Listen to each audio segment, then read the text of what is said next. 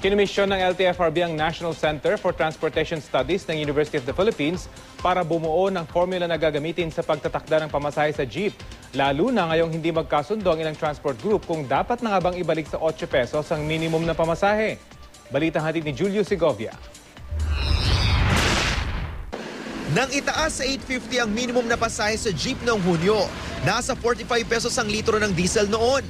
Pero ngayon, nasa mahigit 37 pesos na lang ang diesel. Halos 8 pesos na ang natapya sa presyo. Kaya marapat lang daw na i-rollback na rin ang pasahe. Sana bababa na po yung pamasahe. Kasi hindi naman tumataas yung sahod. Siyempre, pabor sa amin yun. Bakit po? At least makakaano pa kami ng budget. Ang grupong Pasang Mazda dumulog sa LTFRB para ipaalam ang kagustuhang voluntaryo nilang ibalik sa 8 pesos ang pasahe sa jeep. Pero ayon kay LTFRB Chairman Winston Hines, kailangan munang maghain ng formal na petisyon alinsunod sa proseso. Bigyan natin ng pagkakataon naman yung mga iba na magkaroon ng kanilang opposition if they are willing to do so. Kung ito'y kailangan, alang-alang sa ating mga commuters, gagawin namin sa Pasang Mazda. At umaasa rin ako na gagawin dito na iba natin mga kasama sa transportasyon para sa isang maligayang Pasko ng ating mga kabayan. Tutol kasi sa fair rollback ang grupong ACTO, Fedyo dapat LTOP.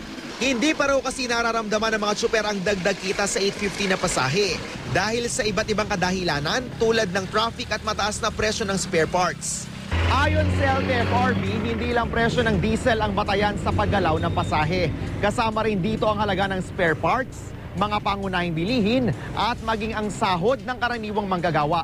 Kaya isinusulong ng LTFRB na magkaroon na ng fair methodology na magsisilbing batayan sa pagbaba o pagtaas ng pasahe. Kinomisyon ng LTFRB ang National Center for Transportation Studies ng University of the Philippines na magsaliksik kaugnay nito. Sa ilalim ng fair methodology, magkakaroon ng formula na susundin sa pagbaba at pagtaas ng pasahe sa jeep.